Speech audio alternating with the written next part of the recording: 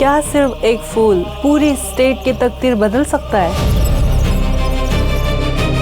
क्या भारत में एक ऐसा राज्य भी है जिसे the land of the blue mountains कहा जाता है? क्या इंडिया का एक ऐसा शहर भी है जहां ट्रैफिक है लेकिन हॉर्न की आवाज बिल्कुल सुनाई नहीं देती? क्या आप जानते हैं भारत का पहला फुली लिटरेट स्टेट यही बना? एक वक्त था जब मिजोरम को भूख ने तोड़ दिया था और आज यही मिजोरम पूरी दुनिया के लिए एक मिसाल बन चुका है। कैसे, आइए जानते हैं।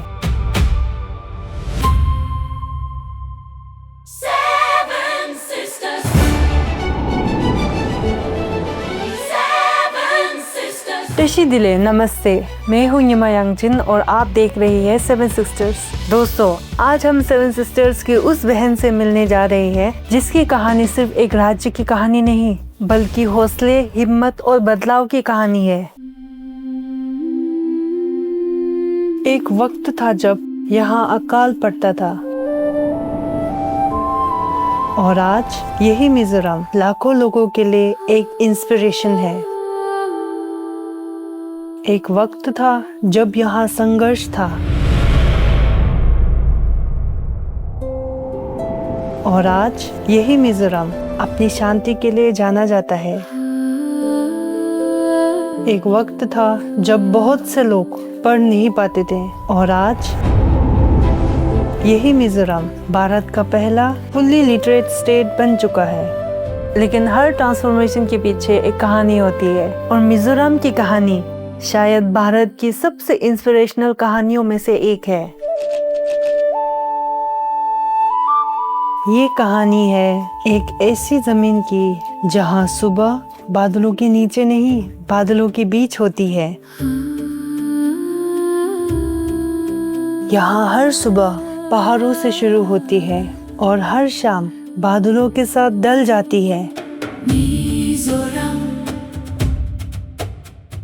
Land of hope, land of peace। दुनिया भर में बहुत से पहाड़ मशहूर है, लेकिन मिजोरम के पहाड़ों की पहचान उनकी ऊंचाई नहीं, उनका रंग है।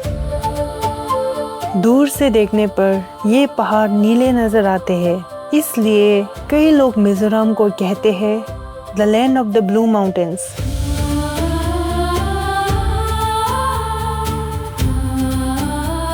जब रात होती है तो पहाड़ों पर बिखरी हजारों रोशनियां ऐसा एहसास दिलाती है जैसे आसमान के सितारे जमीन पर उतर आए हों।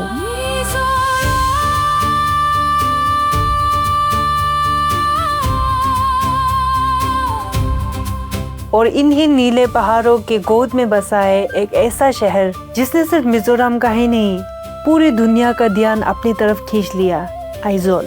लेकिन मैं आपको आइजोल दिखाने से पहले मैं चाहती हूँ कि आप सिर्फ कुछ सुने।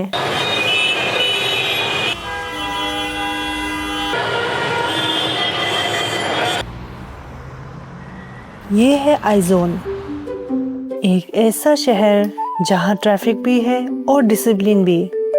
ऑफिस भी खुलते हैं, स्कूल्स भी, मार्केट्स भी लगते हैं और हजारों गाड़ियाँ भी चलती है। लेकिन यहाँ एक चीज बहुत अलग है, यहाँ हॉर्न सुनाई नहीं देता है, क्योंकि यहाँ लोग सड़क पर जीतने नहीं साथ चलने निकलते हैं। डिसिप्लिन यहाँ किसी पुलिस के डर से नहीं आता, ये लोगों की सोच से आता है और इसी सोच को मिजो लोग एक नाम देते हैं, तलवांग गहिंगनांग। इसका कोई एग्जैक्ट इंग्लिश या हिंदी ट्रांसलेशन नहीं है।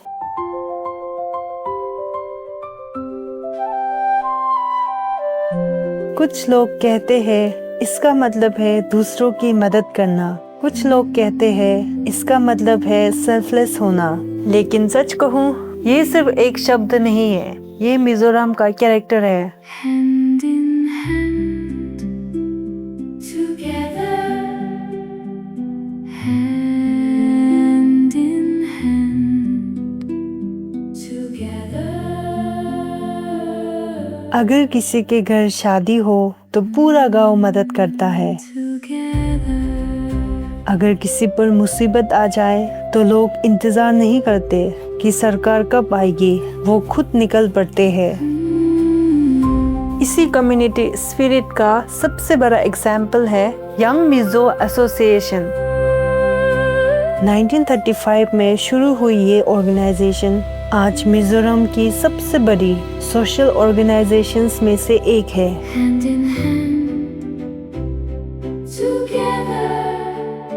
कहीं खून की जरूरत हो, कहीं सफाई अभियान चलाना हो, कहीं किसी गरीब की मदद करनी हो, सबसे पहले YMA के वॉलंटियर्स पहुंच जाते हैं। शायद इसीलिए यहाँ कम्युनिटी सिर्फ एक शब्द नहीं, एक जिम्मेदारी है। लेकिन मिजोरम की सबसे बड़ी ताकत है उसके लोग, और इसीलिए अगली कहानी किताबों से शुरू होती है। जिंदगी में कुछ मुस्कुराहटें बहुत देर से आती है। अपना नाम पहली बार खुद लिखने की खुशी शायद शब्दों में बयां ही नहीं की जा सकती। ये सिर्फ एक दादी की कहानी नहीं है, ये पूरे मिजोरम की कहानी है।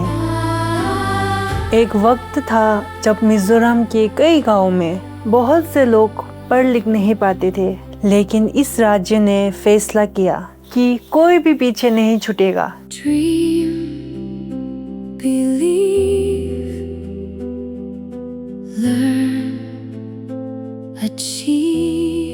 और फिर शुरू हुई एक ऐसी मुहिम जिसमें सिर्फ सरकार ही नहीं, पूरा समाज उतर आया। किसी ने सैलरी नहीं मांगी, किसी ने फीस नहीं ली, किसी ने ये नहीं पूछा मुझे इससे क्या मिलेगा। सबने सिर्फ एक सवाल पूछा, हम और कितने लोगों को पढ़ा सकते हैं। Every child, every dream, every heart can believe। और फिर मई 2025 में भारत के इतिहास में एक नया चैप्टर लिखा गया। मिजोरम को ऑफिशियली भारत का पहला फुली लिटरेट स्टेट डिक्लेयर किया गया।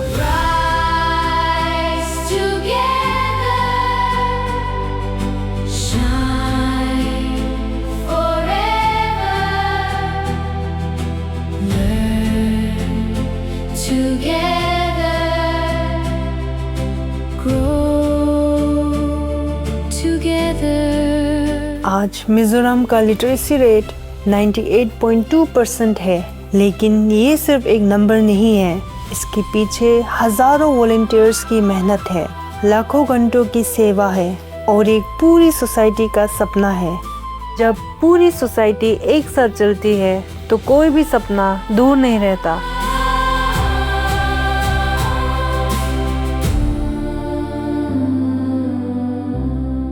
लेकिन मिजोरम की कहानी सिर्फ एजुकेशन तक सीमित नहीं है। एक वक्त था जब इसी धरती ने भूख देखी। इस कहानी की शुरुआत एक फूल से हुई थी। कितने अजीब बात है, कभी कभी नेचर की सबसे खूबसूरत तस्वीर अपने साथ सबसे गहरा दर्द लेकर आती है। हर 48 से 50 साल में मिजोरम के बेम्बू के जंगल एक साथ फूलों से भर जाते हैं। इसी घटना को मिजो भाषा में मोतम कहा जाता है। जब बेम्बू फूलता है तो लाखों करोड़ों बीज जमीन पर गिरते हैं। ये बीज चूहों के लिए एक दावत बन जाते हैं। कुछ ही दिनों में जंगल खाली हो जाते हैं और फिर ये चूहे गांव की तरफ बढ़ते हैं। फसल खत्म, अनाज खत्म, उम्मीद भी धीरे धीरे खत्म होने लगती है। 1959 ये साल मिजोरम कभी भूल नहीं सकता। हजारों परिवार भूख से लड़ रहे थे। भूख से लड़ने के लिए एक ऑर्गेनाइजेशन बनी, मिजो नेशनल फेमिन फ्रंट। इसका मकसद था लोगों की मदद करना, लेकिन समय के साथ ये मूवमेंट बदलता गया।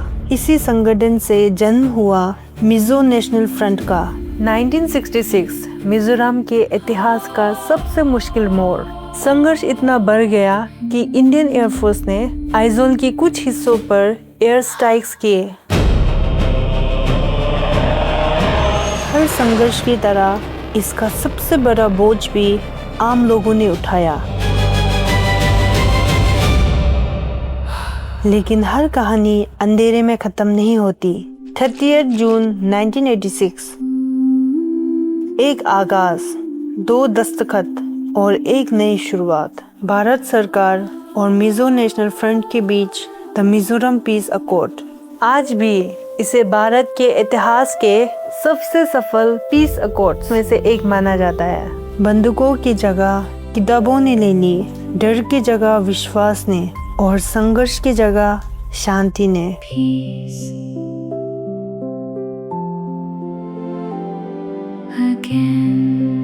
शायद इसीलिए आज का मिजोरम सिर्फ एक पीसफुल स्टेट नहीं, एक जीती जागती मिसाल है कि जब लोग बदलने का फैसला कर लेते हैं तो इतिहास भी बदल जाता है।